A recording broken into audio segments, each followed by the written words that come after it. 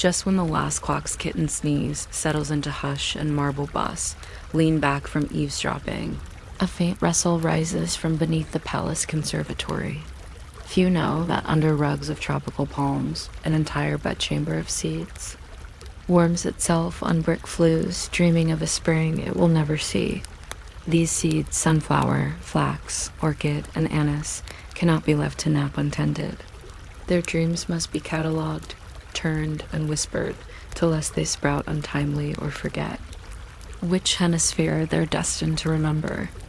Tonight, our 11th and final drowsy expedition through the Winter Palace, we tiptoe into the subterranean seed library, counting husks by candle glint, timing the moment a flax kernel sighs from east to west side its burlap cradle, and measuring the weight of winter breath that escapes each wooden drawer when it's opened by half an inch.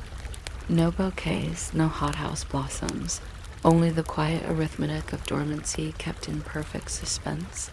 A hook softer than dandelion down.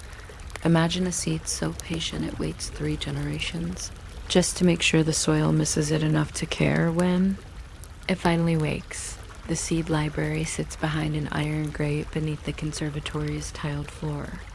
Hinges hide beneath a false fern pot. When lifted, grate crumbles like a muted cricket. Custodians Lydia and her nephew Semyon descend wooden ladder rungs padded with felt.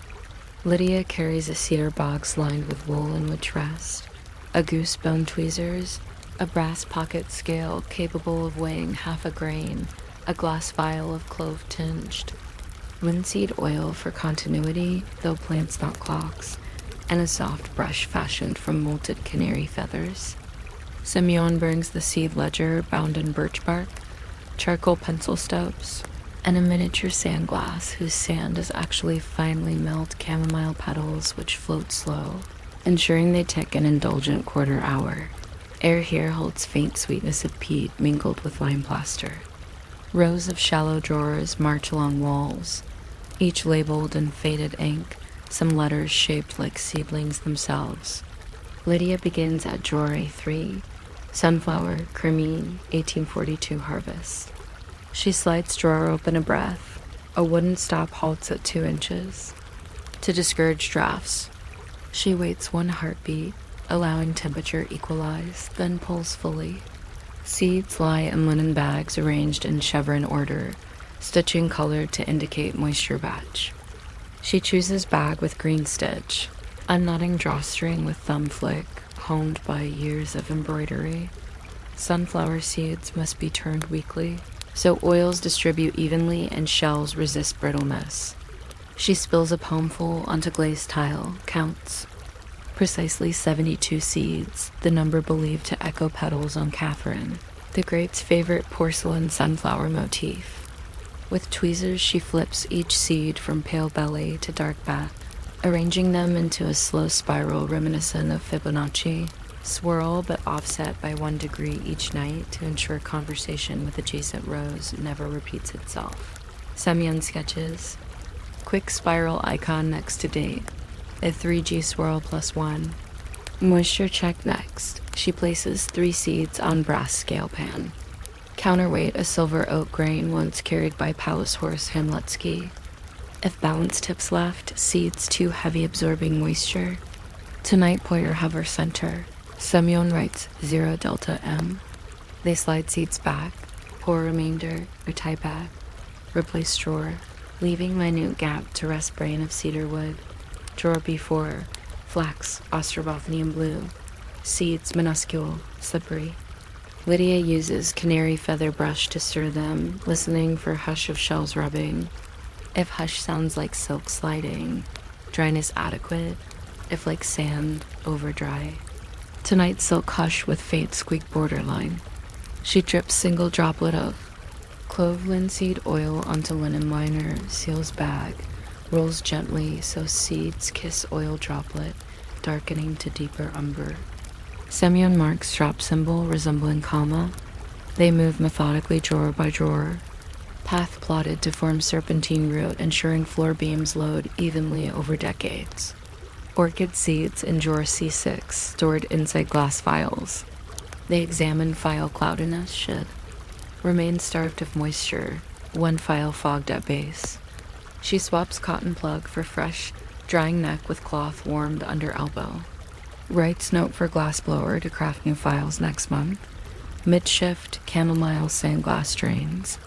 They pause to inhale warmth from terracotta flue running under floor. Steam from boilers below travels through. Lydia places palm on brick, counts 10 slow pulses. Too hot can desiccate seeds. Counts equals policy limit. She partially closes vent shutter with brass lever shaped like vine leaf. Semyon's favorite. Drawer D2 houses anise seeds used for Imperial pastry scent. He loves their aroma. Lydia allows him to sniff. He closes eyes, describes notes. Licorice, mint, candle soot. Candle soot indicates slight smoke infiltration. They observe char. Streak on drawer lip. She requests chimney sweep rear out flue. Meanwhile, he dusts seeds with canary brush to remove soot specks smaller than pepper dust, returning them to bright tan dot at drawer E7. Experimental pine nuts from Siberian expedition, still in cones quartered. Cones must be rotated monthly. Tonight, rotation night. They lift cone quarter with linen mittens, flip onto alternate facet. Resin beads cling. Lydia removes with tweezers, dropping into amber jar reserved for scented wax, making upstairs palace waste nothing. Final check. Humidity gauge A hair hygrometer using blonde hair from Empress Maria's lady, in waiting. Legend says hair tightens when dry. Pointer points 46%. Acceptable. They log figure, initial with cross sprig symbol seed guild emblem. Before exiting, they perform whisper inventory. Standing quietly, they whisper Latin names row by row. If any drawer responds with rattle, latch loose. Tonight silence reigns, except faint tick of chamomile sand starting trickle us. Semyon flips glass one last time. They close grate, replace fern pot, brushing soil to hide hinge key print. Conservatory above drapes still darkness. Only outline of palm leaves trembles.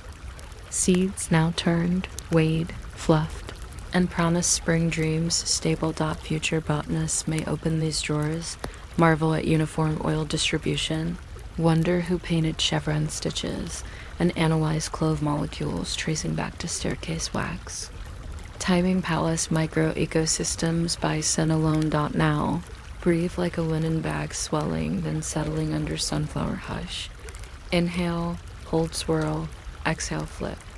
Let your own stored thoughts turn belly to back, equalizing oils of memory until every kernel of waking worry dozes in cedar-scented shadow, awaiting spring that dawn will not rush.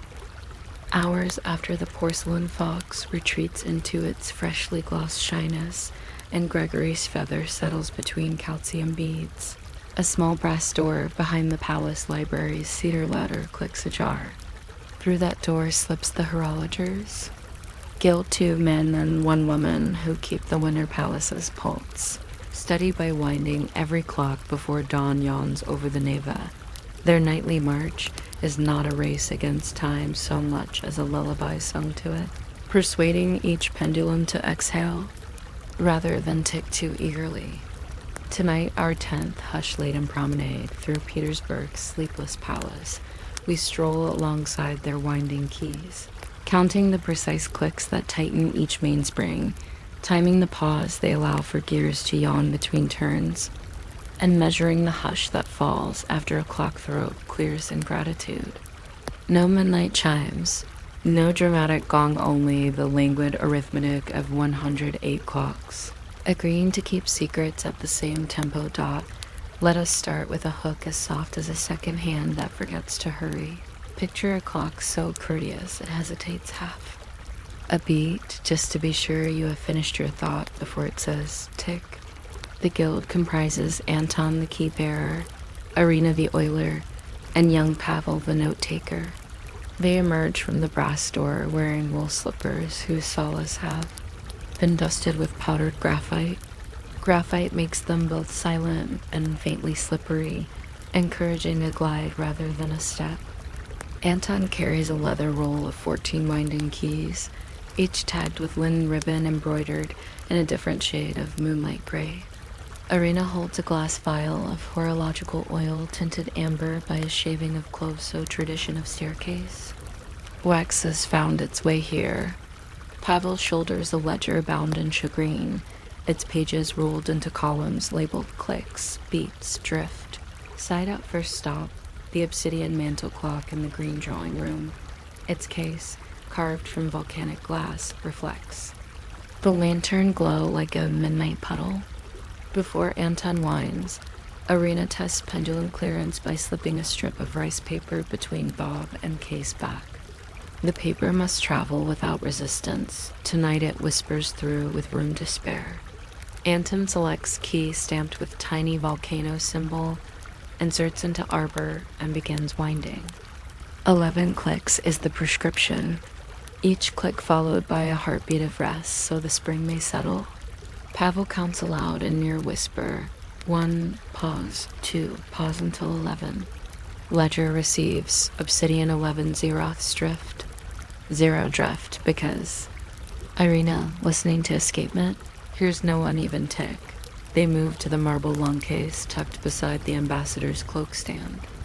This clock, nicknamed the Tall Librarian, holds a pendulum bob etched with Latin maxims and likes to gain 3 seconds whenever diplomats argue too loudly. Irina dampens bob sway with fingertip-wearing kid-skin glove chalked for grip until movement hushes. Anton winds 15 clicks, but after 13th click he pauses longer, waiting for audible settling grunt from barrel, a sound likened to kitten sneezing. Kitten sneeze arrives. Last 2 clicks delivered softer. Pavel notes marble 15 kitten. Okay, 1 south edge. He subtracts 1 second by nudging minute hand backward hair's breadth. An approved sheet onto the turquoise desk chronometer in the malachite hall. Antechamber still scented faintly of orange wax from earlier. Chronometer gears tiny. Overwinding could snap fusee. Key ribbon shows palest gray. Anton turns 7 clicks exactly. Irina touches barrel with knuckle to feel warmth. Slight warmth forms, sufficient, because chronometer governs sunrise curtains. Pulley, Pavel logs T-Crown 7 warm curtain safe. They enter gallery of portraits where 7 miniature table clocks stare from walnut consoles like silent guests at a tea party. The guild follows snake path, winding alternately left and right to keep spindles from jealousy, they say. Many clocks require just 3 clicks. Some none if wound previous night by mistake. Each click Paul scribbles tick marks. Page soon looks like picket fence leaning in breeze dot in between clocks. Irina oils escapements. She uncorks vial, dips quill. Trimmed shorter than thumbnail. Collects droplet small as dew. She drops oil onto jewel bearing precisely where palette pen meets. To check droplet size, she lets 1 bead fall onto thumbnail. Bead must stay spherical. If flattens, room humidity high. Pavel glances at hygrometer on wall reads 52, safe. She oils, pendulum ticks deepen into oatmeal. Soft THUD S. Humidity affects wood cases too. Anton steadies palm on mahogany regulator near gallery exit. If wood feels cooler than cheek, moisture balanced. Tonight wood lukewarm. He smiles, no action. Midway. They pause at the alabaster pillar clock gifted by King of Prussia. This piece holds secret music box triggered on hour but kept silent by removing single tooth from cylinder. They keep tooth in cotton pouch under base. Anton checks pouch still snug. He strokes cylinder with swan quill to remove dust, imagining melody that will never play. Half the clocks then. They retreat upstairs via servant staircase whose treads lined with cork. Pavel flips ledger to new sheet, sketches miniature gear doodle for courage. Upper corridor houses 10 carriage clocks perched on bracket shelves. Carriage clocks require balance wheel log before winding. Irina inserts brass fork to immobilize wheel. Anton delivers 5 clicks each. Unlock fork. Wheels resume tick reminiscent. A beetle tapping leaf dot in the nursery corridor stands porcelain clock shaped like polar bear on ice floe gift to Grand Duchess. Children long grown, but clock remains. Frost pattern glaze changes hue under lamp. Anton winds cautiously 8. Clicks. Irina polishes bare paw with linen nib, removing soot speck. Pavel notes, bare 8, paw soot. Less than symbol indicates speck smaller than poppy seed. His shorthand developed to amuse himself. Dot at 73rd clock. The guild takes tea break in alcove behind drapery. Thermos holds chamomile infusion, steam minimal. Cups made of tin to avoid. Breakage. They time break with chatelaine watch belonging to Irina. 5 minutes, no more. During pause, they listen to chorus of distant ticks. Sound resembles mild rain on roof, but inverted dry drops inside still air. Dot last section. Imperial astronomical clock inside library rotunda. Case floor to ceiling, planet's orbit dial at midday. Winding requires ladder and 2 keys, 1 for strike train, 1 for going train.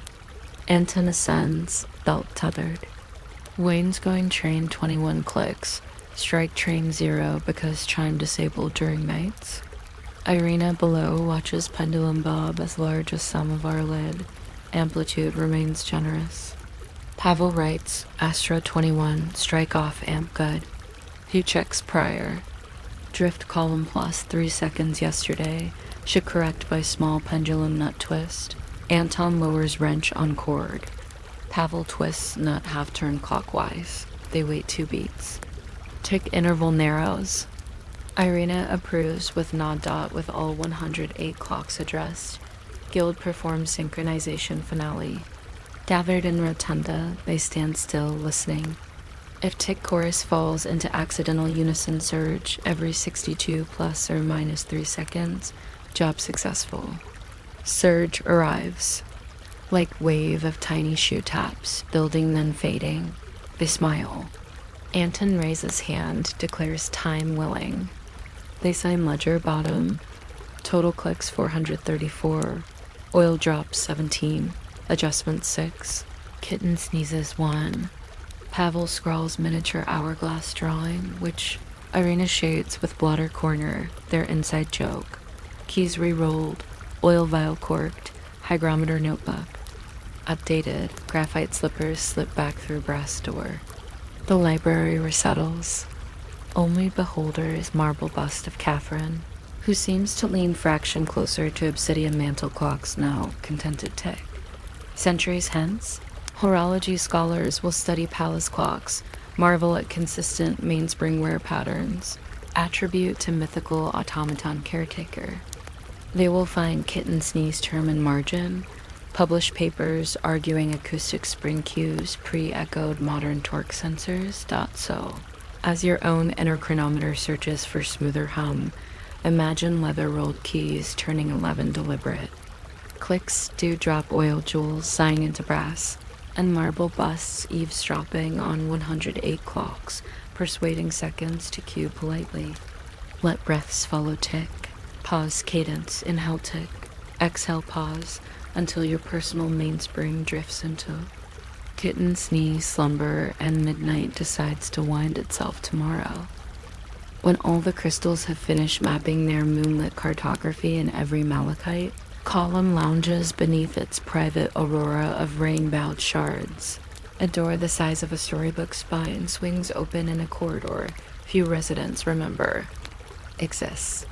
Behind it waits what staff call the porcelain menagerie, a cabinet room no larger than a modest pantry, yet containing enough fragile fauna to populate an ark, if only the ark could float upon saucers.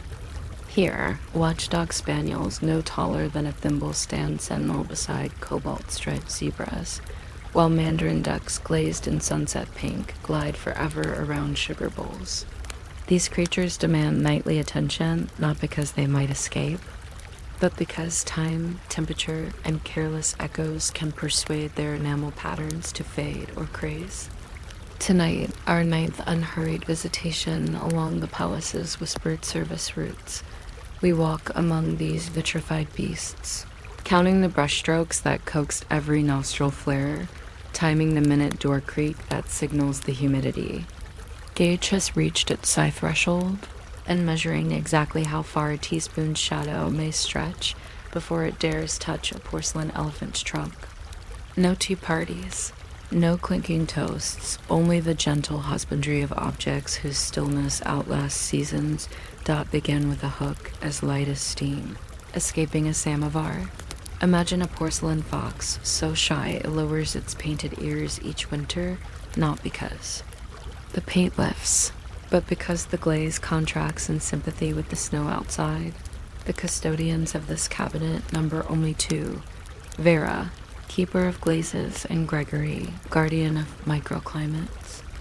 They arrive at the menagerie shortly after chandelier alignment concludes, still wearing the faint scent of clove wax on cuffs. Vera carries a black walnut tray lined with velvet wells. Nestling inside are an ermine-hair dust wand, a vial of diluted gum Arabic glaze restorer, two sable-tip micro brushes trimmed to eyelash width, and a thin paper fan folded from mulberry bark, its edges scallops like wavelets.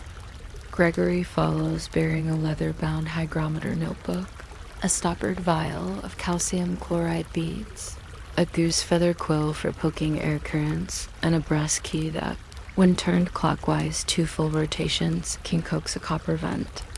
To inhale rather than exhale.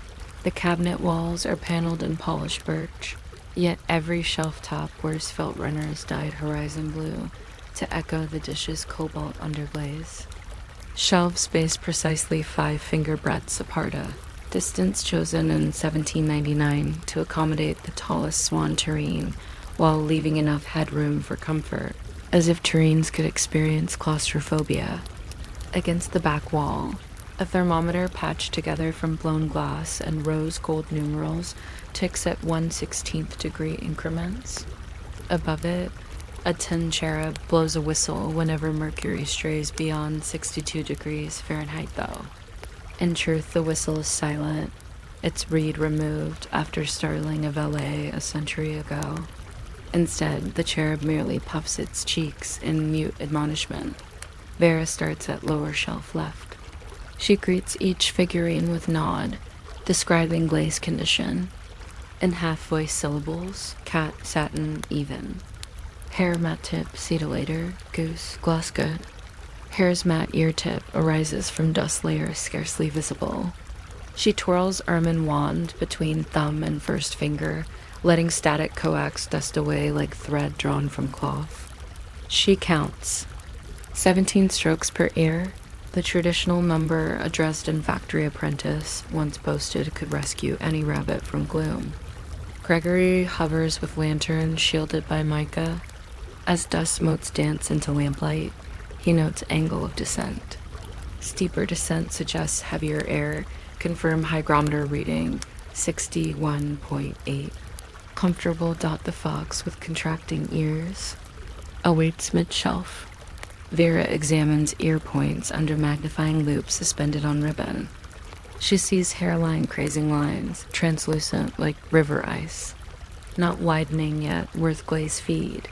She unstops her gum Arabic file, dips a sable microbrush, dabs droplet no larger than poppy seed onto ear apex. Gum flows into craze by capillary. Persuasion. She breathes gently to slow drying, counting breaths in rhythm of silent waltz. Inhale 4, exhale 4. After third cycle, sheen evens, lines blur into gloss. Fox ears hushed, she whispers. Gregory records glyph resembling curled tail. Humidity drift next. Gregory opens brass key vent quarter turn, feels cool draft. To test draft equity, he releases goose feather from palm. Feather drifts horizontally passing zebra sugar bowl. Should pass equidistant between bowl and spoon rest. Feather darts closer to spoon. Draft uneven, he closes vent clip by nail's breadth. Second feather. Kess glides center. He collects feather, slides into pocketbook pressed between blotter pages for future reference. The feather's turquoise. Dye from theater costume later indicates dusticity if hue changes. Top shelf houses crown soup ensemble. 6 tureens.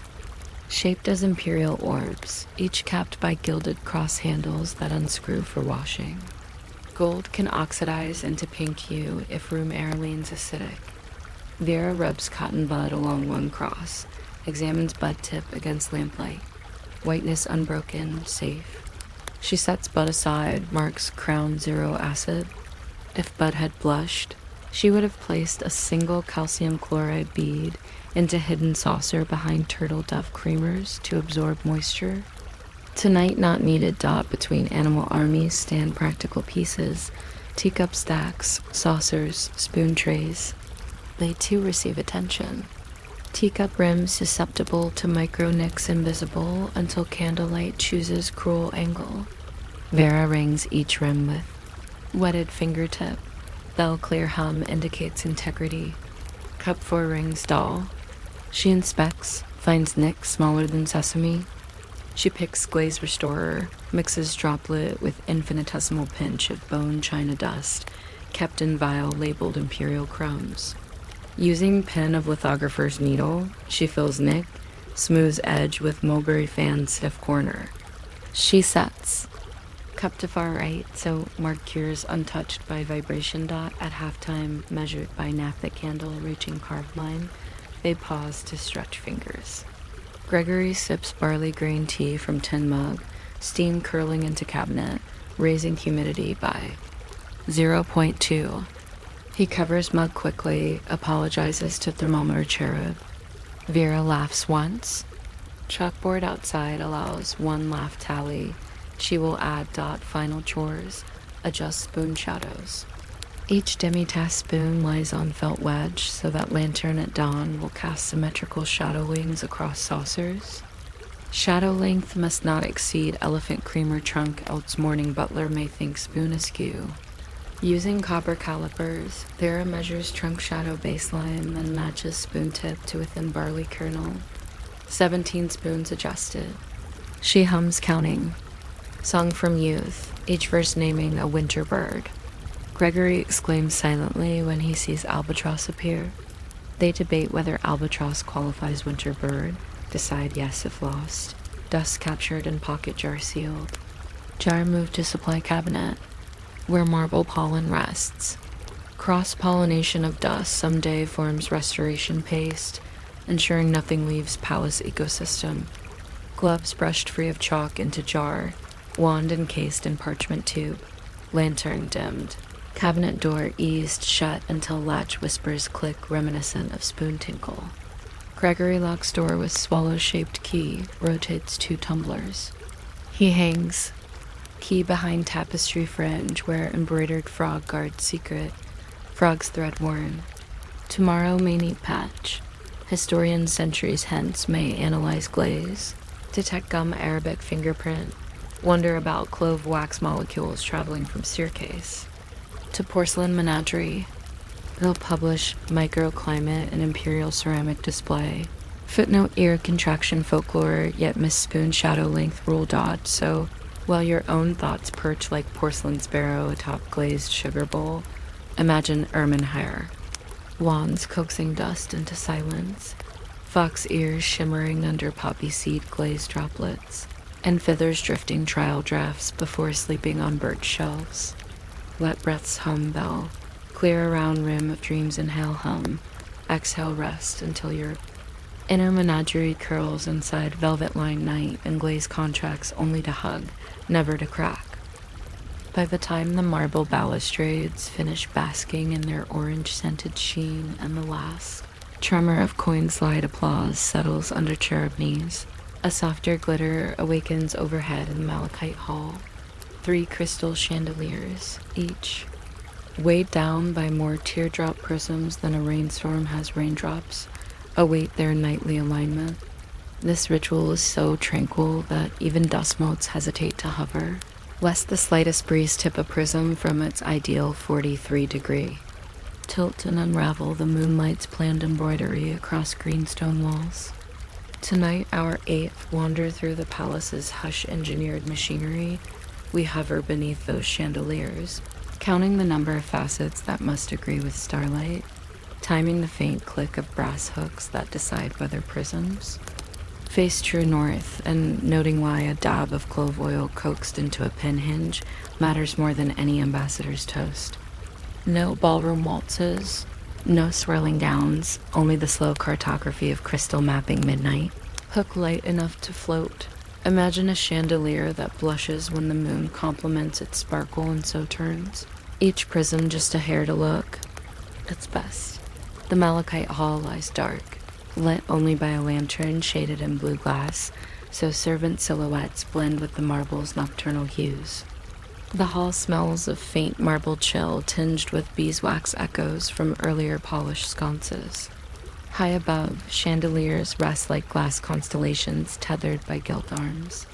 Chief aligner Stepanida enters wearing felt solace coated in rosin, so her steps grip the parquet without groan.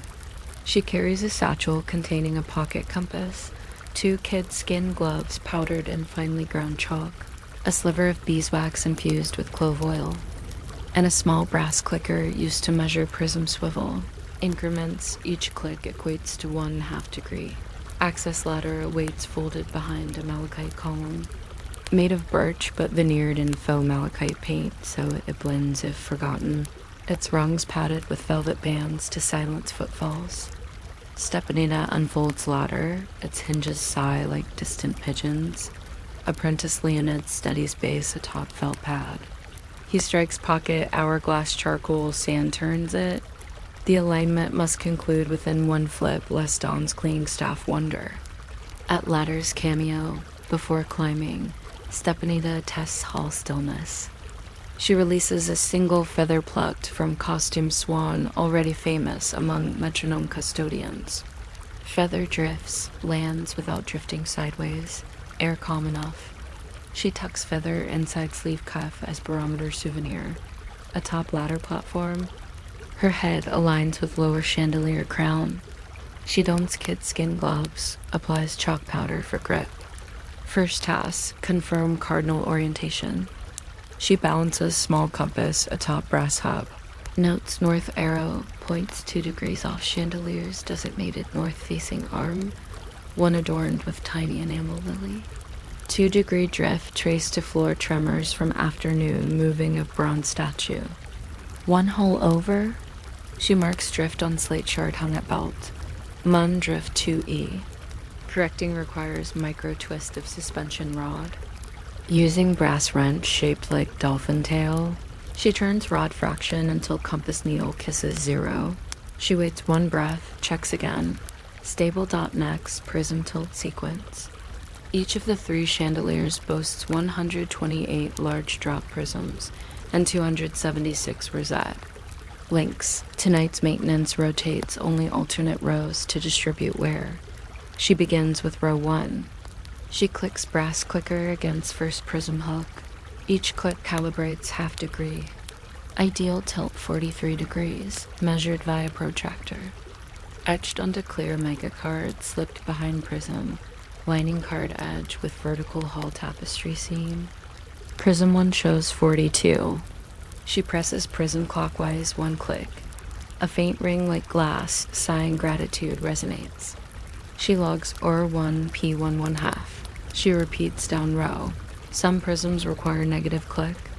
Each adjustment recorded in shorthand. Ticks etched with graphite on glove thumb tick marks, wiped clean after row dot Leonid at base control's lantern angle. Raising rod to send beam through prisms. Beam splinters into rainbow stripes across parquet. Stepanida judges alignment by stripe width on predetermined floor tile, a tile bearing. Faded burn mark from candle C, 1820. Stripe should fall within that scorch. After adjusting 10 prisms, stripe edges crisp. Success. Hooks occasionally squeak. For such, she applies pin of wax clove mixture using birch toothpick. Clove scent wafts, mixing with malachite's earthy tone. Clove prevents brass corrosion and politely deters moths, though none venture this high. Hook force squeaks, she dabs. Squeak melts. Halfway through task hourglass flips, Leonid rotates. They proceed to chandelier 2. Process repeats, but with added step. Check crystal hue under blue lantern glow. Some older prisms carry hint of manganese hue, turning lavender in daylight. If hue shifts under blue glow, prism flagged for future replacement. She finds 2 faint lavender pieces. Marks Lav 24, Lav 37 on slate. Chandelier 3, nicknamed Little Snowstorm for its dense rosette clusters, has historical quirk. Outer prisms intentionally angled to reflect sunrise onto malachite columns, creating illusion of emerald sparkling. Because sunrise currently late winter nearly due south, outer prisms angled extra 5 degrees. Stepanita confirms delta remains exactly 5 by resting small nickel coin on floor. Reflected beam should bisect coin at crest of double-headed eagle. She signals Leonid to tilt lantern. Beam hits coin nearly center but drifts half talon left. Requires minus click on prisms 11 through 15. 5 minus clicks later, beam centers eagle, coin GL, INT stat throughout. She hums under breath a lullaby from Scoff Region 8 notes, repeated helping count clicks subconsciously. Leonid occasionally joins on third note, their duet echoing like distant furniture settling. Final quality audit. She descends ladder, stands at hall center, extinguishes lantern. Moonlight enters through upper window, bouncing from Neva ice. It strikes chandelier facets, breaks into slender shards across malachite. She watches shards drift in slow arcs as Earth turns. If arcs stay symmetrical, alignment pure. Tonight arcs glide twin curves, meeting at central mosaic depicting Perseus. Satisfied, she bows to chandeliers as if thanking performers. They fold ladder, return to column alcove. Velvet rung pads brushed free of chalk. Slate findings copied into parchment ledger stored in niche behind gilded door frame record includes drift corrections, lavender flags, total clicks, +12, -8. Wax clove toothpick burned in brazier, releasing smell reminiscent of holiday pomander, signifying end of work. Historians may one day run spectrographic analysis on chandeliers, puzzled by minute clove oil traces and consistent 43-degree. Facet orientation speculating on mathematical symbolism. They will never imagine chalk thumb tallies or feather barometers guiding nightly craft dots, so as your own thoughts drift like prisms coaxed into moon-friendly tilt, envision brass dolphin wrenches, mica protractors glowing faint and rainbow, stripes nestling into scorched parquet rectangles. Let breath sway at half-degree clicks. Inhale, pause, exhale. Click until your mind's chandelier realigns to true north, and lullaby hums you into a silent, sparkling night. Long before visiting ambassadors glide down the Jordan staircase wrapped in diplomatic smiles and velvet gloves, the marble balustrades receive a nightly lullaby no statesman ever suspects. A slow-motion waxing ritual performed by 2 nearly invisible custodians who time every swipe to the murmur of the nearby Neva.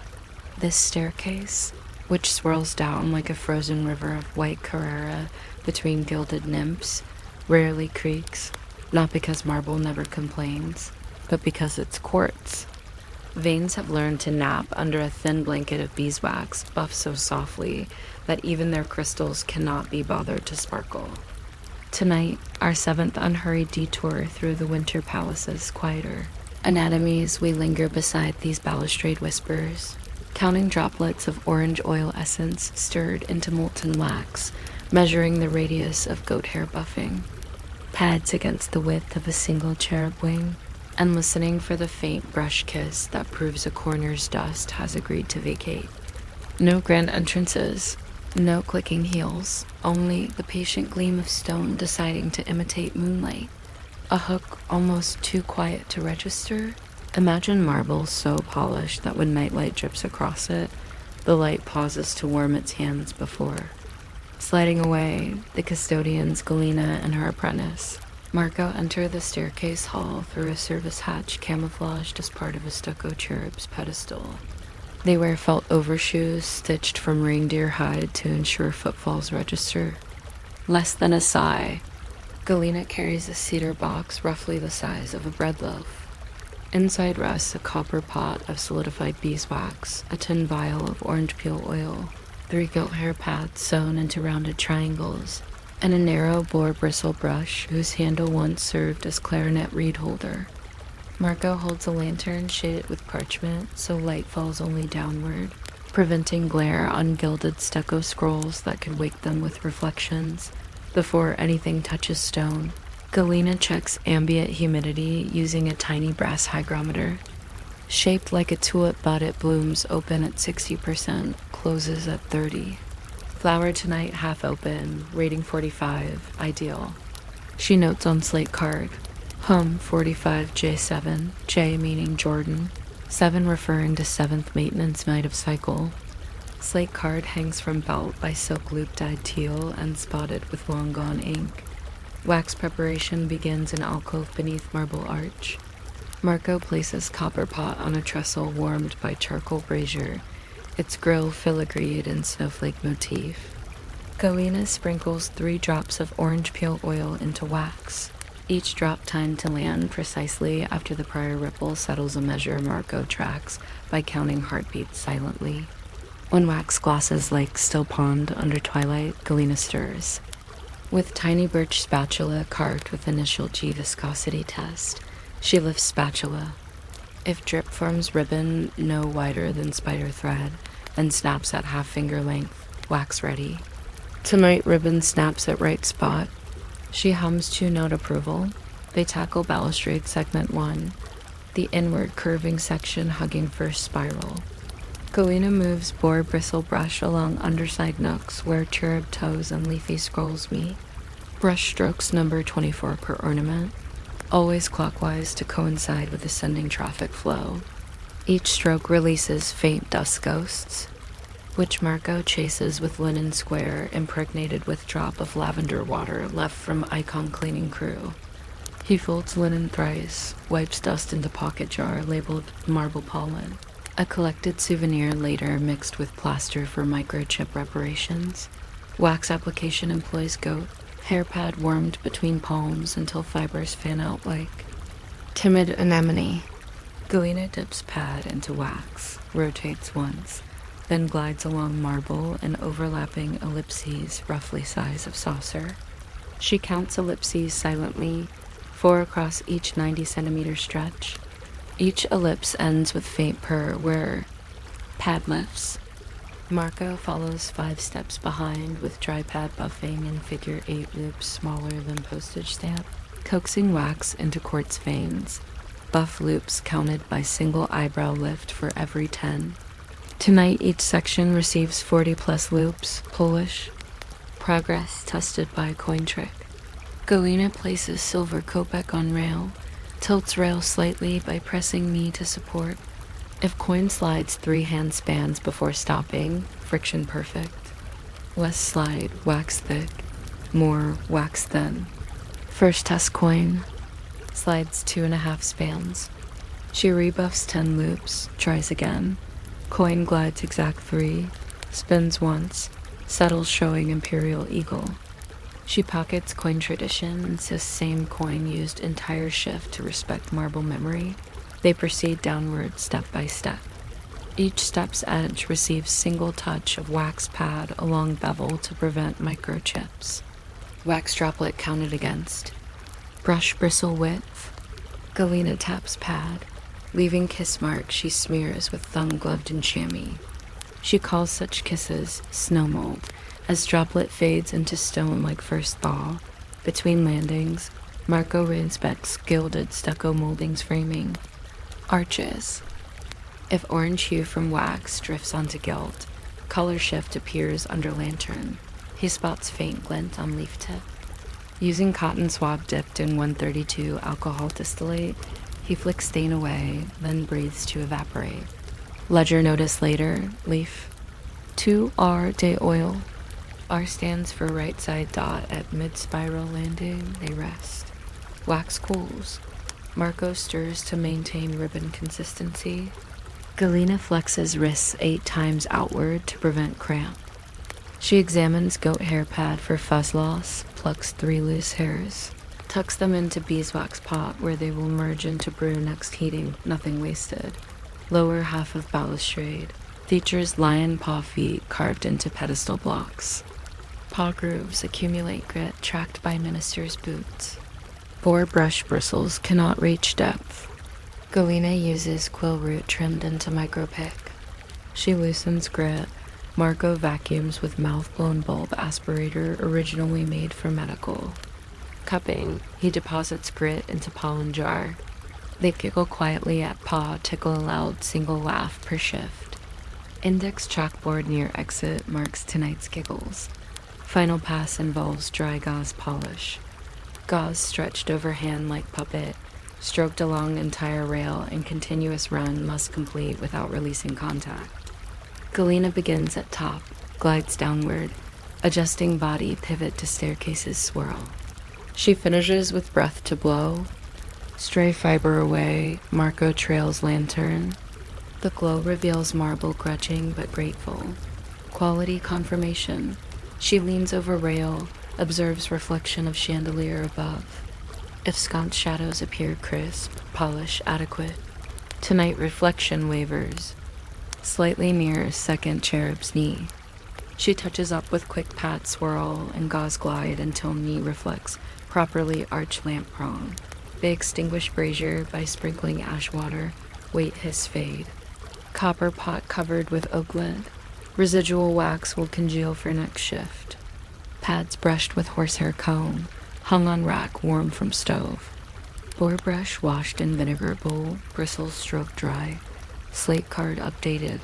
Wax 3D orange, ellipses 4-9, loops 40-45, coin 3 spans, leaf 2R clean. Chalkboard giggle tick increments, trapdoor closes. Cherub pedestal slides unapologetically. Staircase now gleams as though moonlight spilled and decided to stay. Ministers arriving at dawn will notice nothing beyond their own reflections gliding along rail, unaware of lavender ghost dust and snowmelt kisses guiding their hands. Future conservationists will analyze marble veins, detecting trace orange oil molecules diffused in quartz. They'll footnote unknown aromatic contributor, likely 19th century cleaning agent, yet never guess coin slide friction gauge nor giggle allow once rule dot. So, as your thoughts meander down their own spiral of steps, picture goat hair.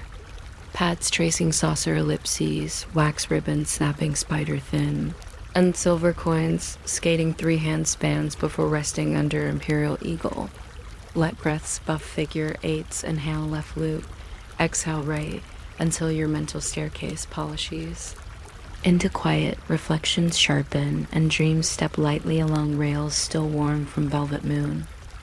While the broom brigade folds its capes and the last salt crystal nestles between obedient cobbles, the winter palace orchestra pit in the oval cavity, rarely lit by more than a single sputtering oil lamp, begins its own muted concert of maintenance.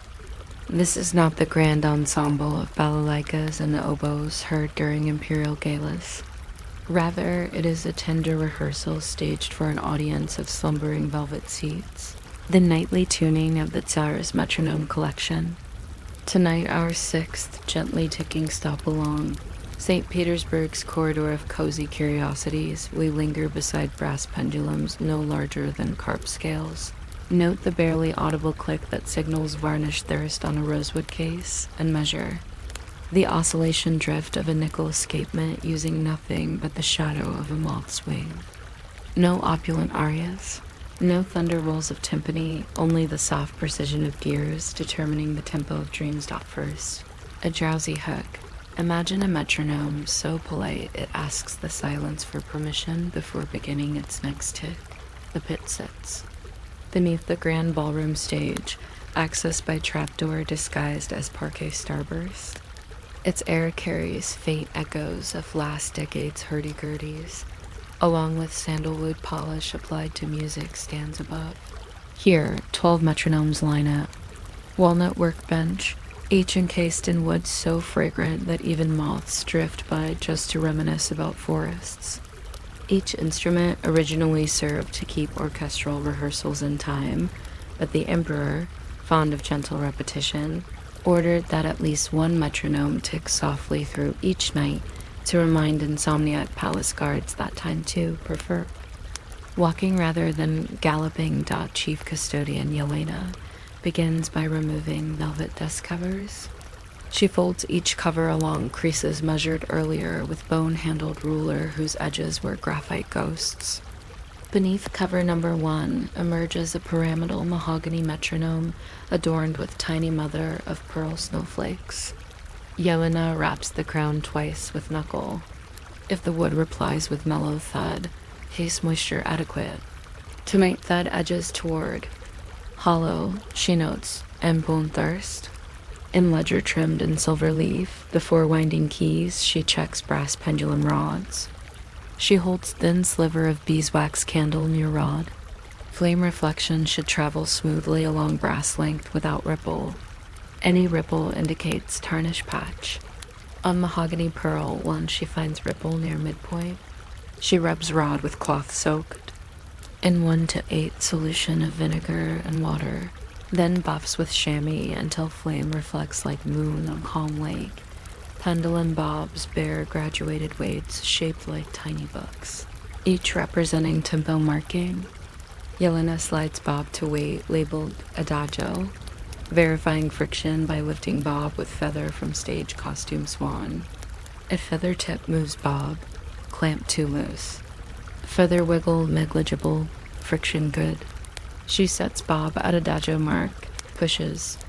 Pendulum, counts ticks, 1 tick per 2 heartbeats targeted. She matches pulse at wrist.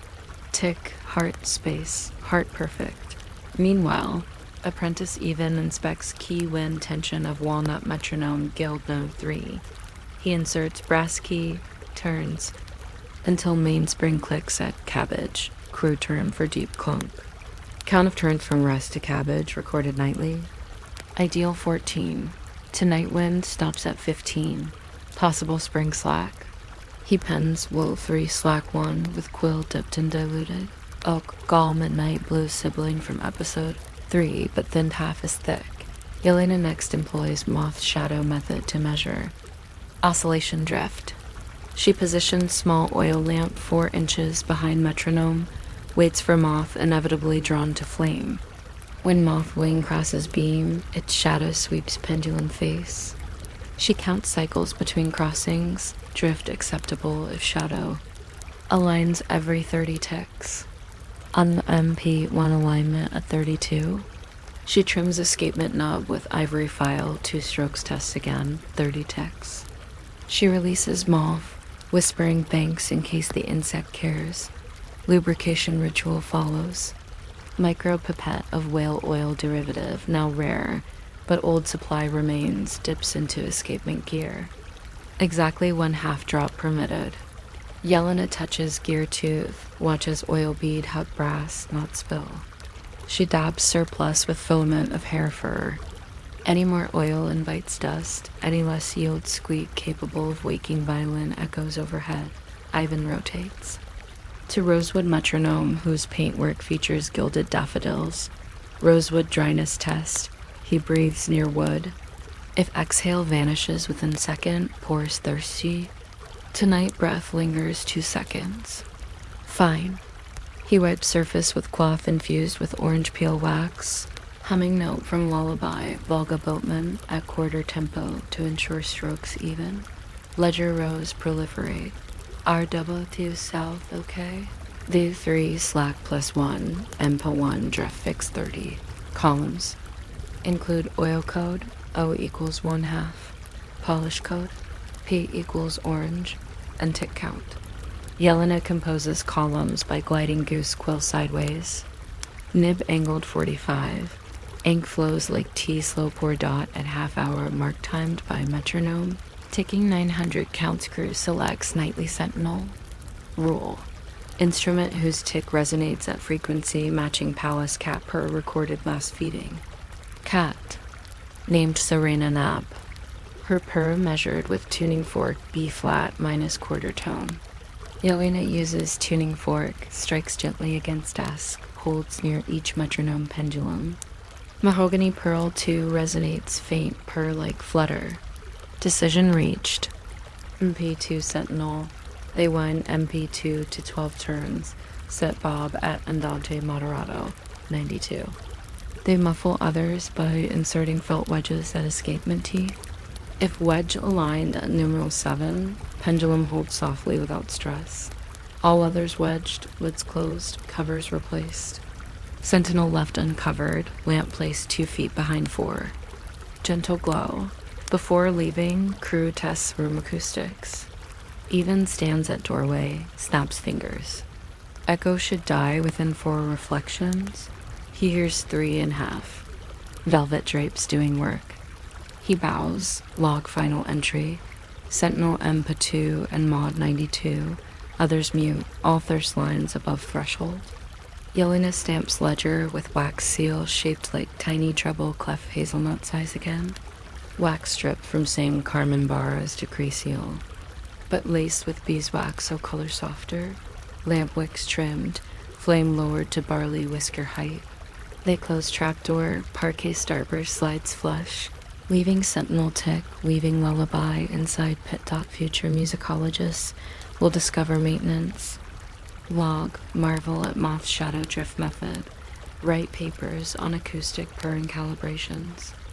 They may reconstruct sentinel tick frequencies, layering old recordings over cat purr spectrograms. Now, as your own heartbeat seeks steady adagio, imagine brass pendulum rods reflecting candlelight like slow rivers, mauve wings marking intervals, and velvet soft ticks guiding breaths. Inhale 2 heartbeats, exhale 2 heartbeats, until even echoes decide they too can close their lids and swing in murmured symmetry. Long after Granny Birch has released her polite morning whoop, and the last echo has folded itself behind the columned facades, another choreographic hush tiptoes onto Palace Square, the snow dust sweepers.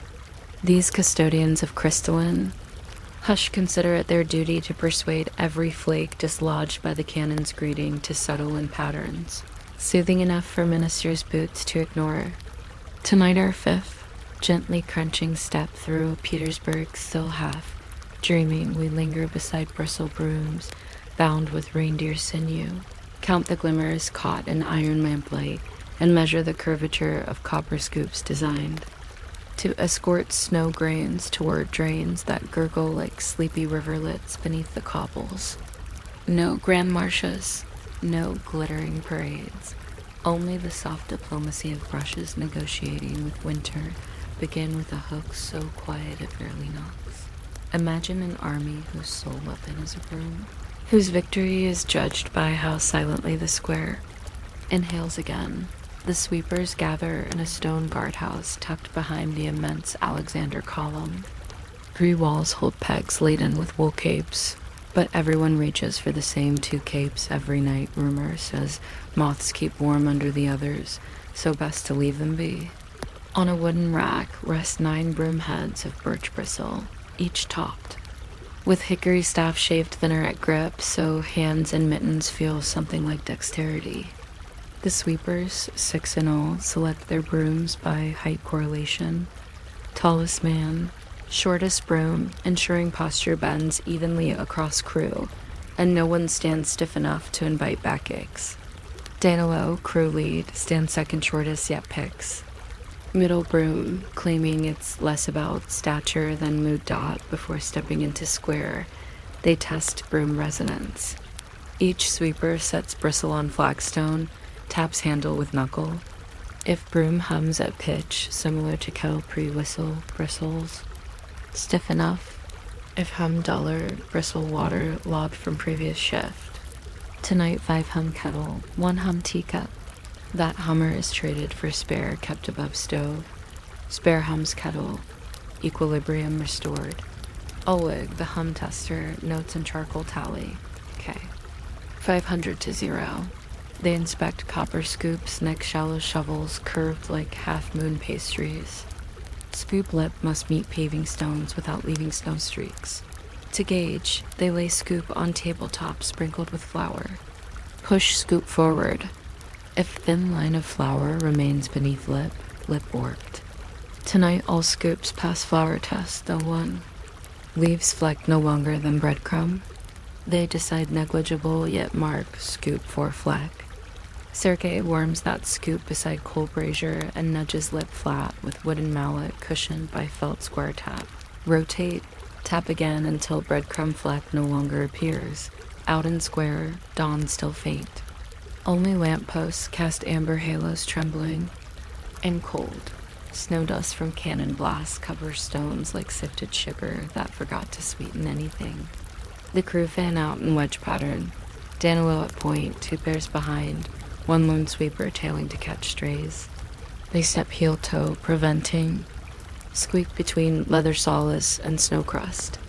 First pass aims solely to align snow stripes parallel with winter palace facade. Aesthetic matters even to sleeping eyes. Brooms sweep 45-degree strokes, pushing snow 4 bristles width per pass. Danilo counts strokes aloud until 12, then calls shift. Crew slide half broom width left, start again. Stripe spacing verified by dropping goose feather. Feather should land across 2 stripes evenly. Tonight wind nudges feather, but falls aligned good omen. Snow piles accumulate like lace at stripe edges. Copper scoops glide under piles, lifting them into wicker baskets lined with linen. Each basket capacity equals weight of 3 loaves of rye. Weight checks done earlier by comparing against loaf kept hanging in cloth bag, nicknamed benchmark bread. When basket feels loaf heavy, sweeper empties contents into iron chute at square corner. Chute leads to subterranean canal carved. Centuries ago to carry meltwater to Neva. Tonight canal echoes soft plunk with each snow deposit. Mikhail, chute attendant, locks plunk subconsciously but marks tally, sticks later wooden rod in pocket, receives notch with penknife for each 10th basket. Between passes, sweepers sprinkle coarse salt along newly exposed cobble joints. Salt, stored in leather pouch at belt, dispensed using silver spoon the size of child's thumb. Spoon's bowl holds exactly 72 salt crystals on average, someone once counted, providing uniform distribution. After salting, they brush again, encouraging crystals to settle into cracks like guests trying to hide surprise gifts. If wind gusts lift salt off path, Danilo waves gloved hand downward nonverbal command to crouch behind brooms until gust. Passes, tonight wind respectful, only minor swirl lifts few crystals. Danilo mutters, stay little wolves, using old phrase for rogue snowflakes. Lamplight occasionally catches ice chips sparkling, such chips slip broom bristles.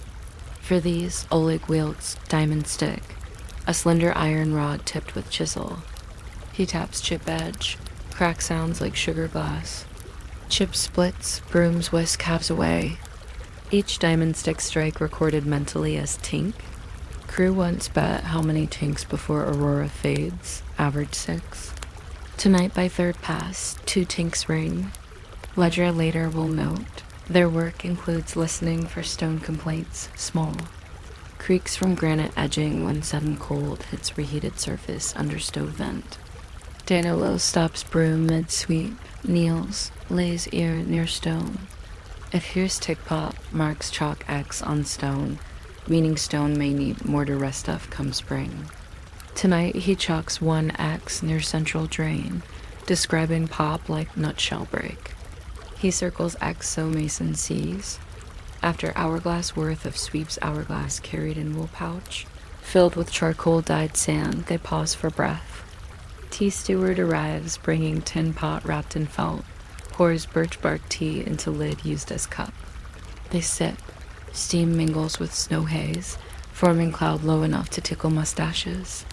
Pavel dips broom bristles in residual tea, claiming tannins. Stiffen bristle tips, others follow. Bristles steam briefly, then frost again. Final touch is cobble tally. Square divided into imaginary grid of 12 by 12. Crew leader walks grid intersection, dropping pea-sized lead weights on random. Stones.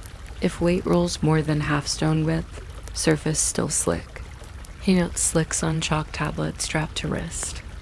Tonight only 2 slicks, salt revisited there. Broom lightly scuffs until weight stays. Tablet wiped with mitten once done. Dawn's first color, pale pistachio, peers east behind Admiralty spire. Sweepers align brooms along carriage rails, handles, all angling toward Alexander Column's capital. Late-tip baskets shake glass snow dust into chute, dust linen with glove pads. Donalo checks watch same lily stem minute hand as sergeants but older, glass cracked. He taps glass. Minute. Hand wiggles but obeys. They breathe out collective cloud, turn square over to palace guards. Guard captain inspects stripes, nod. He steps twice, finds salt crunch reassuring, salutes down low. Crew file back to guardhouse, leaning brooms along rack. They brush bristles. With stiff horsehair comb to remove tea frost, hang comb. Copper scoops placed upside down to dry. Wicker baskets drained of meltwater, inverted. Danilo scratches new tally on chalkboard. Stripes 144. Baskets 31, tinks 2. X1. He draws stylized broom symbol gliding over water, their private emblem. Later historians studying palace maintenance records will discover chalkboard fragment. Reading little wolves swirl tonight and wonder at metaphor. They will weigh lead, grid weights, puzzle over pea-sized similarity, and analyze T10 on broom ends, concluding improbable folk method for bristle longevity dot. So while your own mind's courtyard lies dusted with stray thoughts, imagine bristle broom hums clearing crystal, lace salt crystals taking shelter in cobble seams, and copper scoops lifting snow parcels into sleepy drains. Let breath sweep counting 12 strokes, shift 12 strokes, until your inner square lies striped, salted and ready for a quieter. Cannon echo yet to dream? Far beneath the bronze angels that hover over palace square angels, who would certainly pinch their own noses if they could smell gunpowder. An almost invisible spectacle prepares to greet the pale aurora, the sunrise cannon ritual. This is not the thundering fanfare most visitors imagine. Rather, it is a patient negotiation between frostbitten iron, walnut shell-measured powder, and a crew of artillerists so polite they apologize to snowflakes for stepping on them. Tonight our fourth drifting wander through a Petersburg dawn, still half folded in darkness. We linger beside the cannon's yawning bore, tallying the precise number of fir needles swept from its carriage, timing the melt of tallow that slicks its breech, and listening for the muffled crunch that tells us yet another scoop of snow has been compressed to exactly the firmness required for tamping. No martial bravado, no cracking salutes, only the slow ceremony of a blast designed less to startle than to mark the moment when sleep might consider rolling over. Soft hook first. Picture a cannon so considerate that it clears its throat with a whispering puff before daring to announce the sun. The gun in question, nicknamed Granny Birch by generations of palace guards, is a 12-pounder cast in 1809 whose greenish patina reflects candlelight like algae caught beneath river ice. It rests on a wooden carriage that once wore scarlet lacquer but now resembles faded raspberry jam. At this hour, Granny sits on a low wooden platform near the Winter Palace archway, pointing not at foes but at the empty sky, as though hoping to launch morning itself. Around her, 4 artillerymen perform preparations choreographed with the care of closing a nursery rhyme book. Sergeant McHale, the oldest, begins by checking barrel temperature. He removes a goose feather thermometer, essentially a feather whose downy end has been coated lightly in beeswax. He slips it into the cannon mouth and waits 3 heartbeats. If wax stiffens, bore too cold to burn powder evenly. Tonight wax bends left, but does not stiffen, indicating comfortable chill. Mikhail nods, scribbles, wax bend L15 in a tiny notebook bound with fish leather, whose pages smell faintly of salt and ink. Corporal Dennis follows with bore swab, a wool plug fixed to a hickory rod, wool still damp from vinegared water used after yesterday's noon salute. He rotates plug clockwise, exactly 8 turns, then counterclockwise 7. Ritual ensures residual ember cannot spark. When plug emerges, he inspects fibers. Any powder fleck greater than poppy seed means more swabbing. Tonight only pinhead specks, acceptable. He loosens wool strands with his gloved fingers, 1 mitten removed, index finger tipped with thin leather so he can feel without freezing, then hangs rod on brass hook shaped like sleeping fox. Now comes snow tamp. Private Alexei gathers freshly fallen snow, sifts it through rattan sieve borrowed from kitchen pastry chef. Flurries fall like powdered sugar onto linen cloth. He folds cloth corners, kneads snow until texture reaches dumpling dough. As gun crew joke, he forms ball the size of small apple, drops it into barrel. Using tamper rod, he presses until snow layer equals thickness of sergeant's thumb. This snow plug serves to cool first breath of flame, preventing powder flash.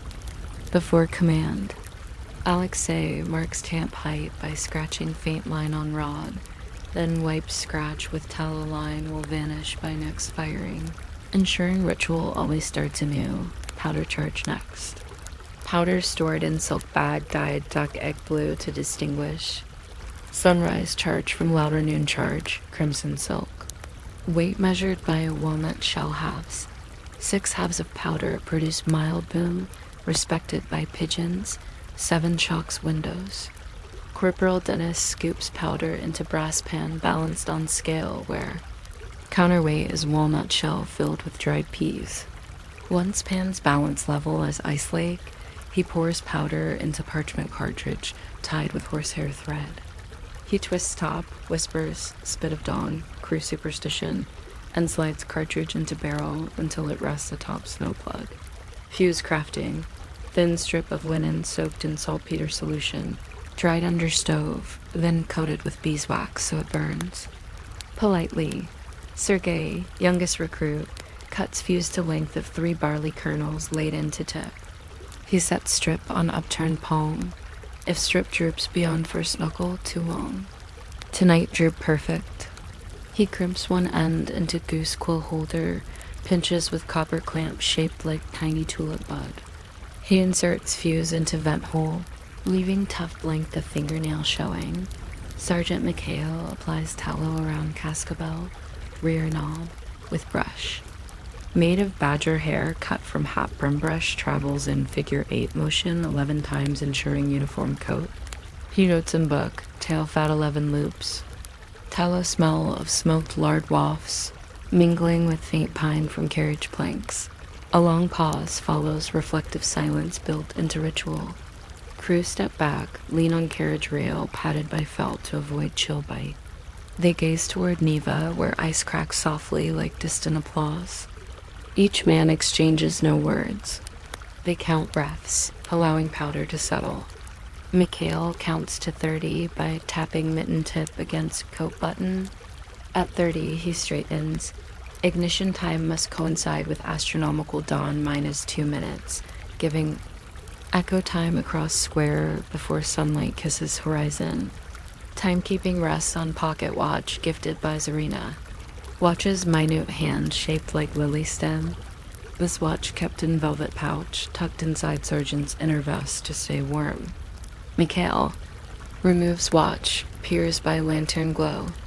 Note 6:21 astronomical dawn at 6:23. He rasps fuse tip with file, revealing powder grains.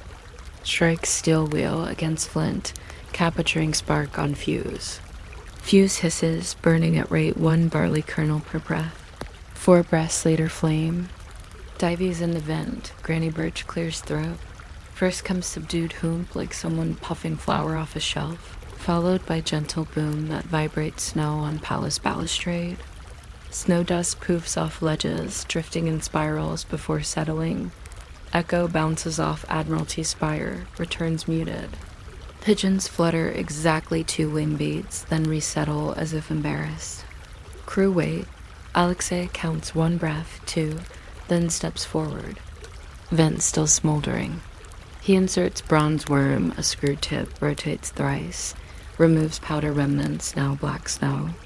He dumps worm debris onto iron shovel, tosses into bucket of icy water that squeaks at sudden warmth. Snow plug, now half melted. Dennis swabs bore again with vinegar wool, turning 6 and 6. Sergei covers muzzle with wool cap embroidered with cannon outline, prevents drifting snow entering Daewon. They loosen carriage brake, roll Granny back 3 inches to designate. Rest position. This slight displacement signals palace guards that firing done without words. They sign firing log kept in birch bark folio. Entries include barometric reading, retrieved from aneroid gauge hanging on wall, fuse length, walnut halves count. Today barometer reads -9 Grove divisions. They pencil 9 6 halves, barley 3 fuse, dumpling snow. Sergei doodles tiny. Sleeping sun symbol crew's private chest. Cleanup tasks. Powder scoop wiped with horsehair cloth. Hung on hook. Badger brush placed bristle down in tin can with pinnacone to absorb tallow. Walnut shells dried for reuse. Snow sieve shaken free. Of crumbs near a rookery so crows may puzzle over powder scent. Lamp extinguished by pinching wick with damp fingers steam rises. Momentary hiss like sigh of relief. Future museum curators will examine Granny Birch. Note faint pine resin scent inside carriage joints. Analyze surviving walnut shells with pea residue and puzzle over scratch marks inside barrel showing snowplug tradition. Journals will publish hypothermic tamping, a study in Imperial courtyard artillery, speculating pigeons adapted ear canals to mild booms. So. While your own breaths fall into cadence of barley kernels, imagine snow sifted through rattan. Walnut halves tipping scales, and fuse burning 3 kernels, long before waking the sky still rubbing its eyes. Allow your thoughts to travel with the gentle hoop. Watch snow dust swirl like flour across marble cornice, and settle again into hush as Granny Birch dozes, muzzle capped under first pale aurora. Before the first pink sliver of dawn pierces the frost-rimmed windows of the Tsar's private study, an almost clandestine liturgy unfolds upon a desk polished, so impeccably that moonlight appears to hover above the wood rather than simply reflect from it. Here, cloaked in the hush of double-thick felt slippers, the decree scribes prepare a single sheet of vellum that will carry the Emperor's sleepy intentions into a world still, yawning beneath polar stars.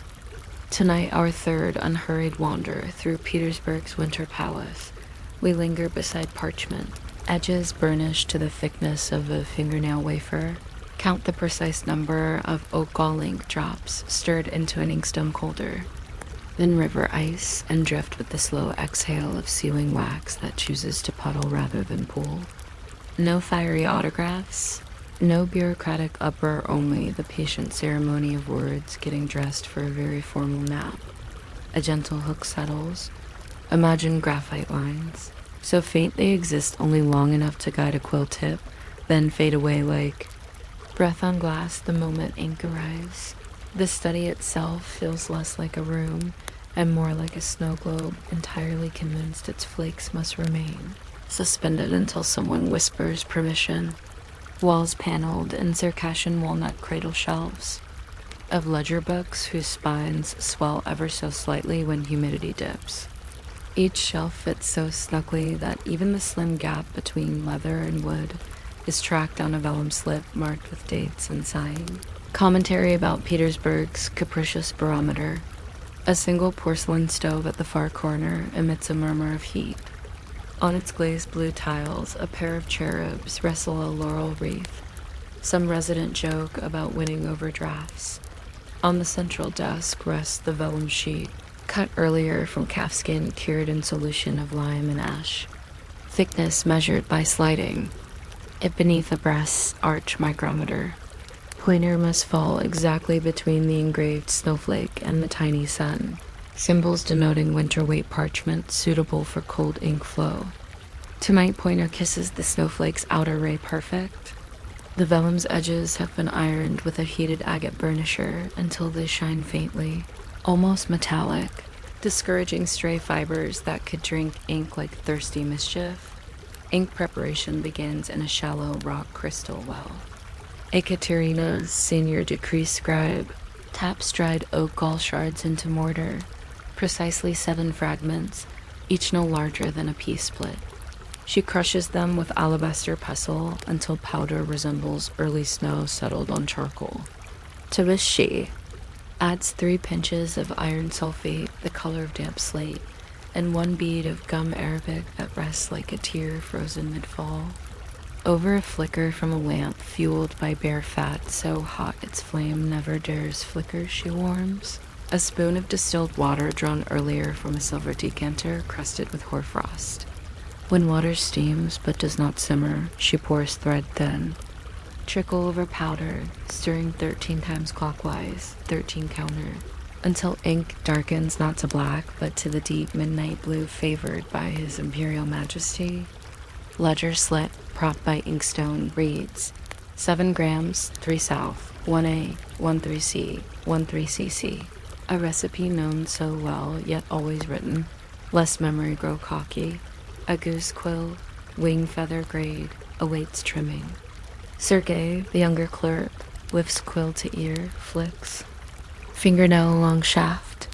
If quill sings higher than tea kettle hum, marrow too dry. Tonight pitch modest, so he slits tip with ivory penknife 2 barley kernels up from end, scooping pith with minute hook until hollow gleams. He then shapes nib shoulder with 4 strokes, each time to the slow swing of miniature metronome ticking on shelf, gift from court composer. Final slit made, he dips nib into warmed beeswax mixed with drop of linseed, wiping excess on velvet. Pad. This wax seals pores, ensuring ink glides rather than clings. Guidelines for decree text appear in graphite trace, so Meekit might apologize for existing. They were drawn using a ruler of boxwood with edges rubbed by soap sliver to reduce. Friction. Line spacing equals the thickness of 2 stacked horsehairs, measured by capturing them between eyeball and lantern until they overlap with graphite. Ekaterina places left hand on steadying cushion of scarlet silk to steady breath. Right hand. Angles quill at 32 degrees degree, confirmed by pewter protractor, because Pallas missed no chance for geometry. She inhales, letting chest rise, counting to 5, her personal rhythm, and begins first downstroke of ornate capital P for Pavellini decree.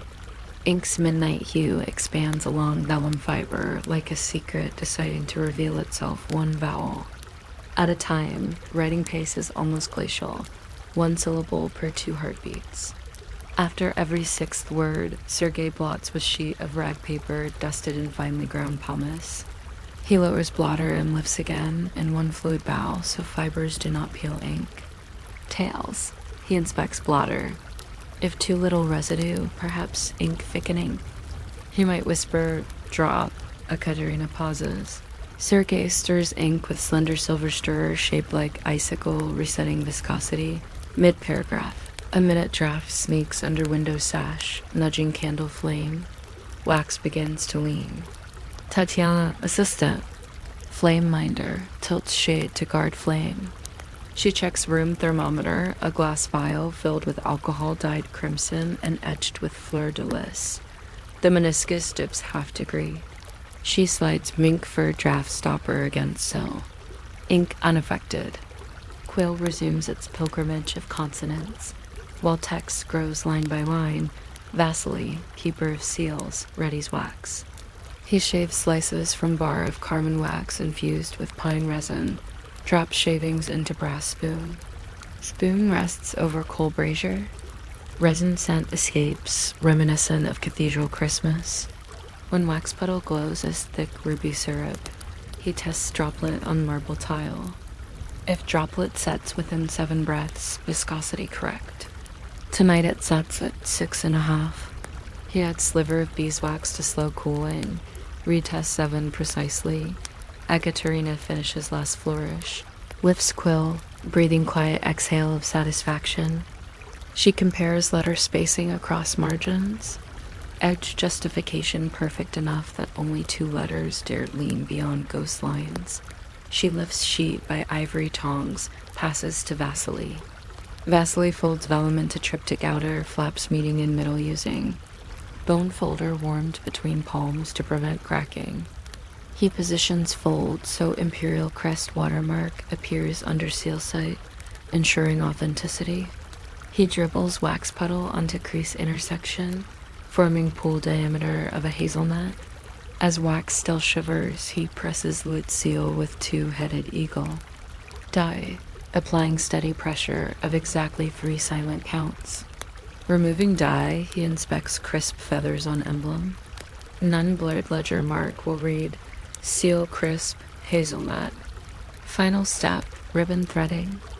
Silk ribbon dyed aurora green, width of 3 barley kernels, slides through slit cut earlier beside fold.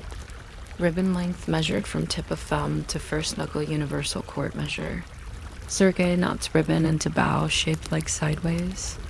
Snowflake, adjusting loops until symmetry pleases eye, tucks ends behind fold. He trims fraying filament with candle flame. Knot scissors heat seals silk. Potassium nitrate stamped drying cabinet now receives decree. Cabinet built of cedar slatted shelves. Nitrate crystals absorb moisture. Vasily sets decree on middle shelf. Slides drawer. Waits arrow on hygrometer to settle. Time inside cabinet, 1/4 hour measured by sandglass whose sand steamed. With chamomile to prevent static cling. Ekaterina turns glass, grains drift like timid snowfall. During wait, tools cleaned, quill rinsed in wine vinegar, dried over stove.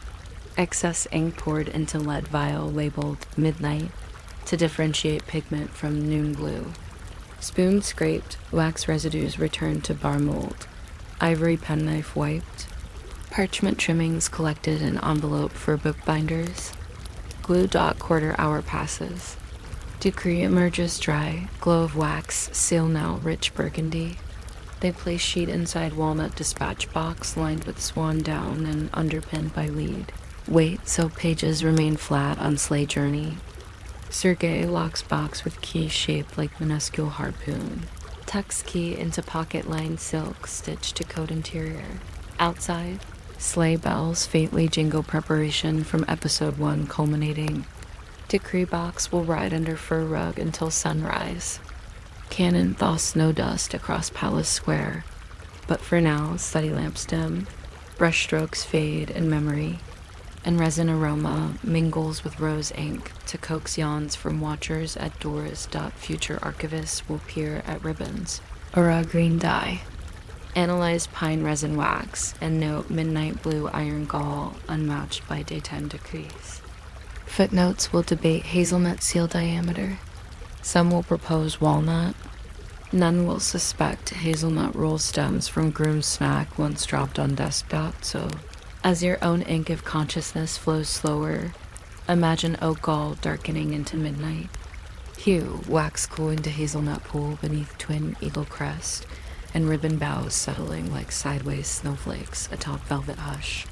Let breaths follow quill cadence, inhale syllable pause, exhale syllable, pause until your thoughts fold triptych. Seal crisp and dreams lock themselves inside cedar boxes lined with swan down. Content to await a gentle sleigh ride toward morning.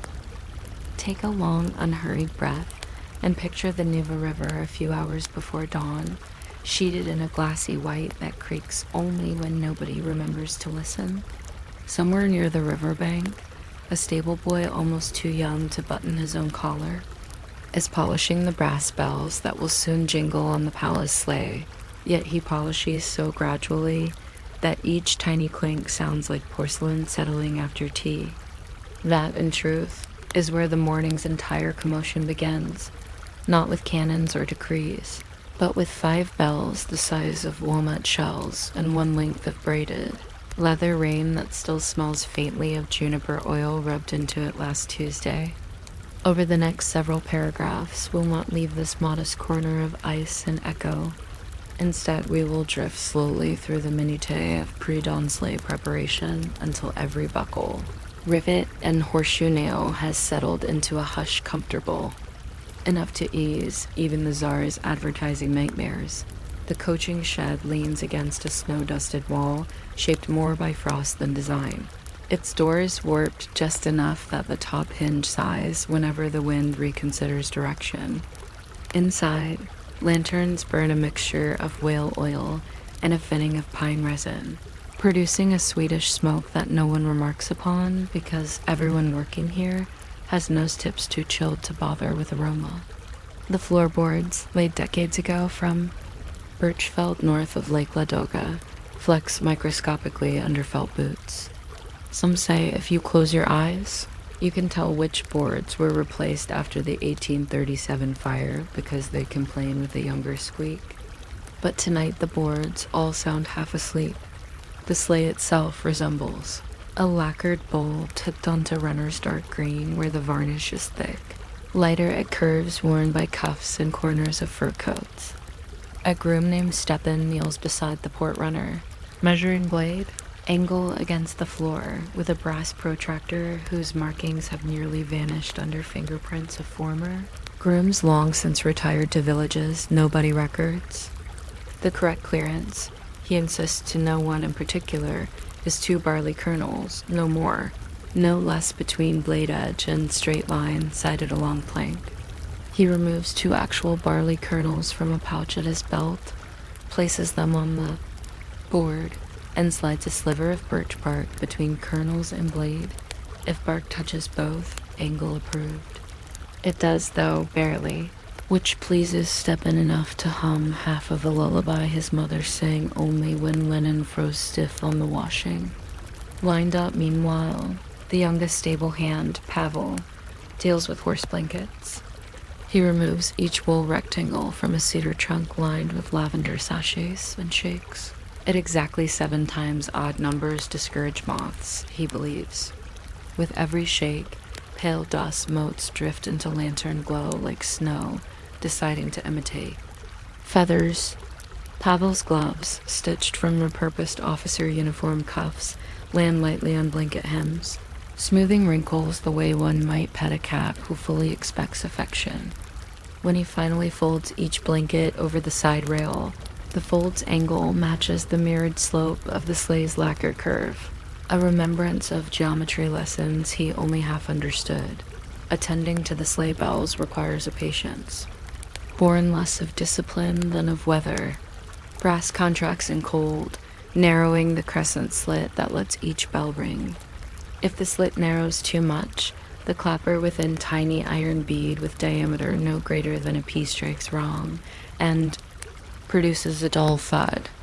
Thus the bells are warmed, one at a time, over a clay brazier filled with cherrywood embers glowing pediatric pink. The warming interval is counted not by clock, but by reciting the court baker's recipe for almond pastry in a whisper. 1 cup almond flour, 2 of rye, 3 spoonful honey, and so on until the 3rd repetition, by which time the bell is judged supple. The stable boy turns bell in gloved hands, listens for faint tick when clapper rebounds. Tick approved.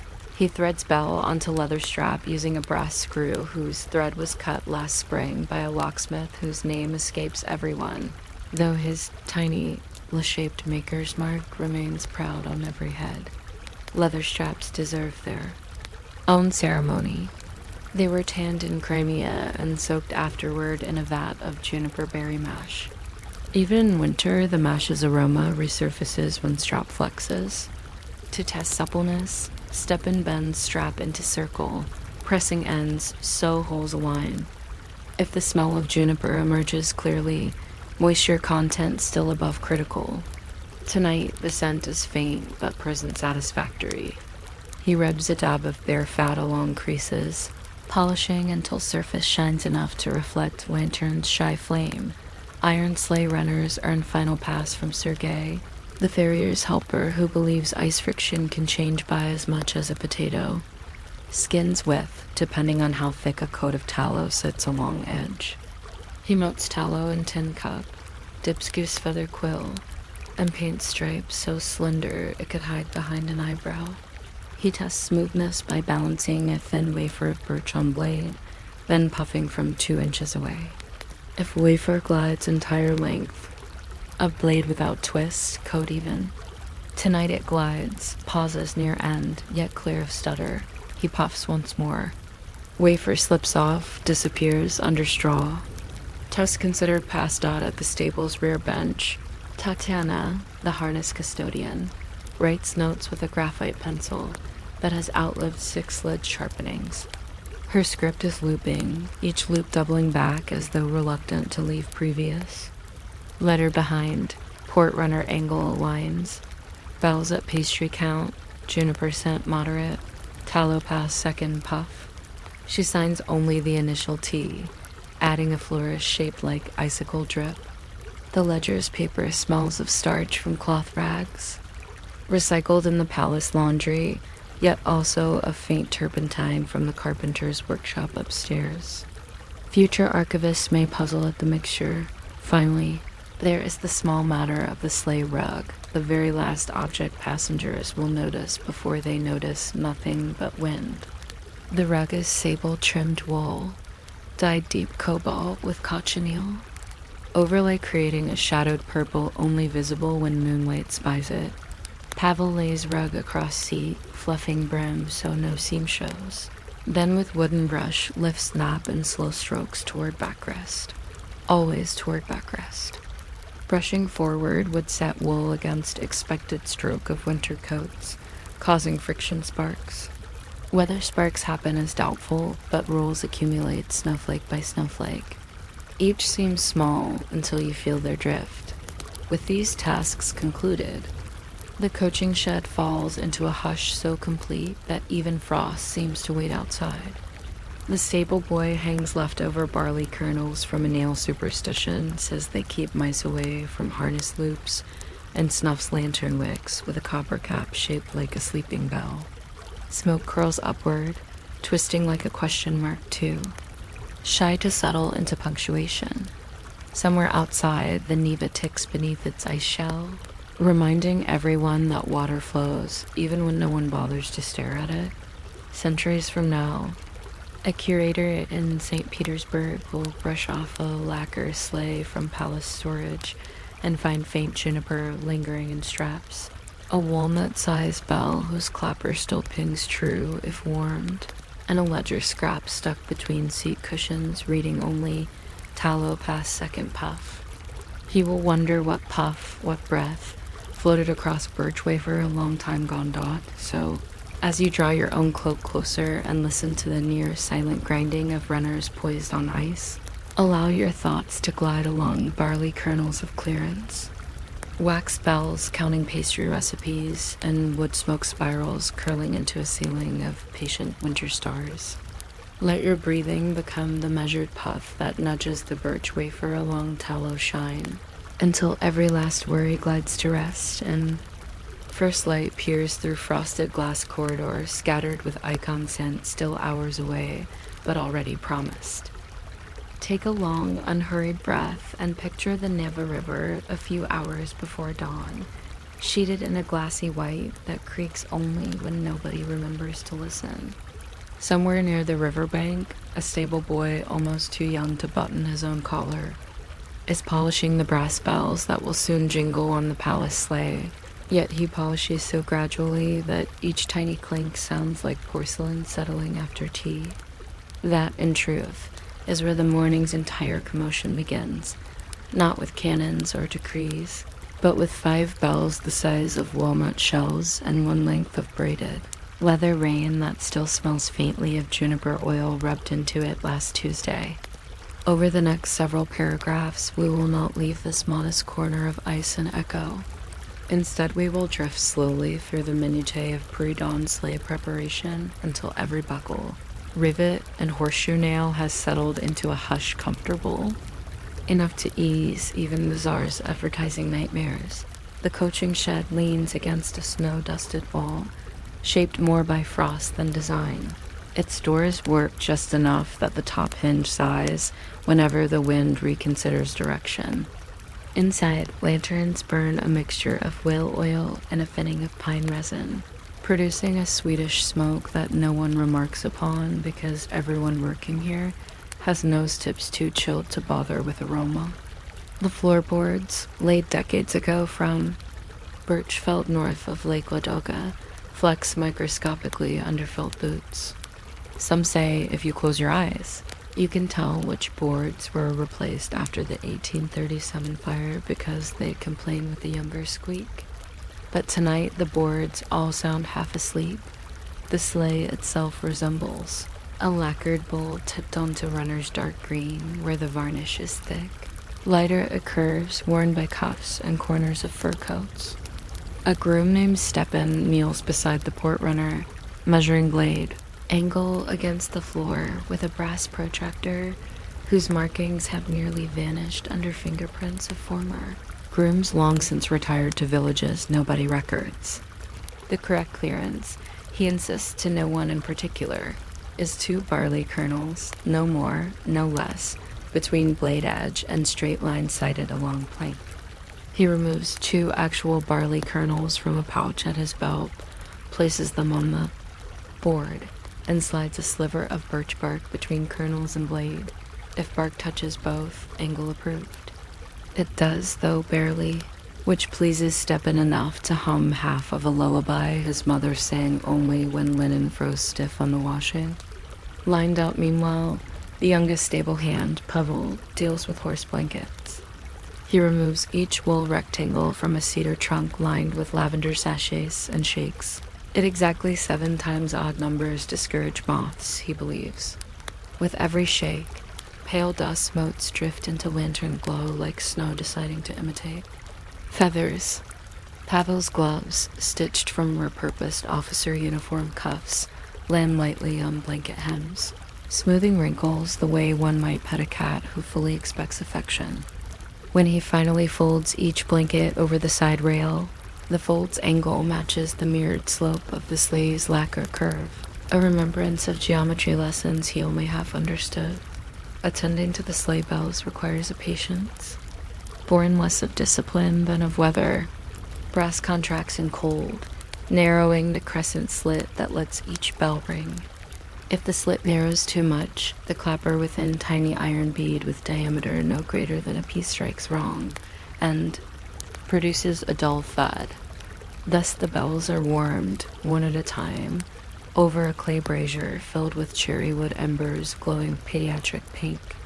The warming interval is counted not by clock, but by reciting the court baker's recipe for almond pastry in a whisper. 1 cup almond flour, 2 of rye, 3 spoonful honey, and so on until the 3rd repetition, by which time the bell is judged supple. The stable boy turns bell in gloved hands, listens for faint tick when clapper rebounds. Tick approved, he threads bell onto leather strap using a brass screw whose thread was cut last spring by a locksmith whose name escapes everyone, though his tiny Illa-shaped maker's mark remains proud on every head. Leather straps deserve their own ceremony. They were tanned in Crimea and soaked afterward in a vat of juniper berry mash. Even in winter, the mash's aroma resurfaces when strap flexes. To test suppleness, Stepan bends strap into circle, pressing ends so holes align. If the smell of juniper emerges clearly, moisture content still above critical. Tonight, the scent is faint but present satisfactory. He rubs a dab of bare fat along creases, polishing until surface shines enough to reflect the lantern's shy flame. Iron sleigh runners earn final pass from Sergei, the farrier's helper who believes ice friction can change by as much as a potato. skins width depending on how thick a coat of tallow sits along edge. He melts tallow in tin cup, dips goose feather quill, and paints stripes so slender it could hide behind an eyebrow. He tests smoothness by balancing a thin wafer of birch on blade, then puffing from 2 inches away. If wafer glides entire length, of blade without twist, coat even. Tonight it glides, pauses near end, yet clear of stutter. He puffs once more. Wafer slips off, disappears under straw. Tess considered passed out at the stable's rear bench. Tatiana, the harness custodian, writes notes with a graphite pencil that has outlived 6 lead sharpenings. Her script is looping, each loop doubling back as though reluctant to leave previous. Letter behind, port runner angle aligns, bells at pastry count, juniper scent moderate, tallow pass second puff.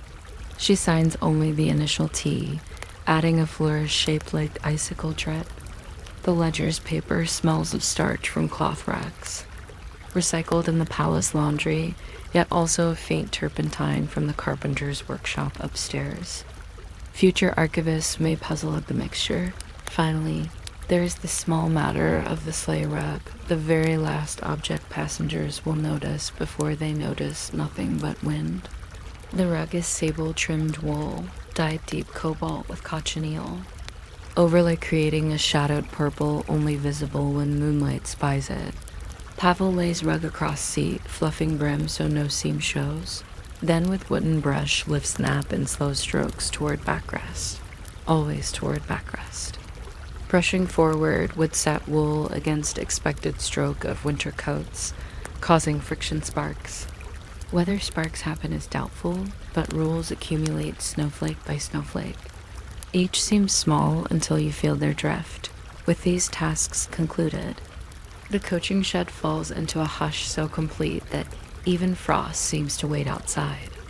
The stable boy hangs leftover barley kernels from a nail superstition, says they keep mice away from harness loops, and snuffs lantern wicks with a copper cap shaped like a sleeping bell.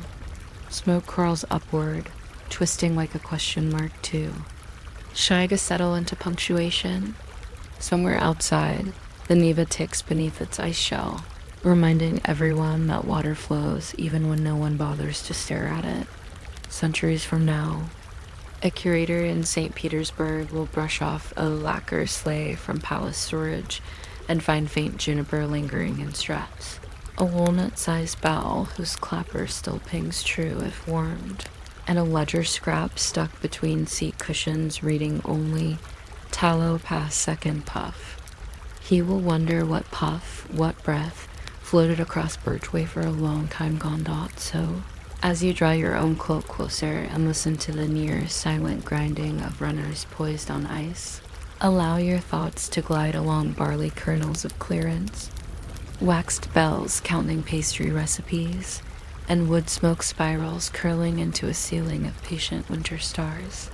Let your breathing become the measured puff that nudges the birch wafer along tallow shine, until every last worry glides to rest and first light peers through frosted glass corridors scattered with icon scents still hours away, but already promised.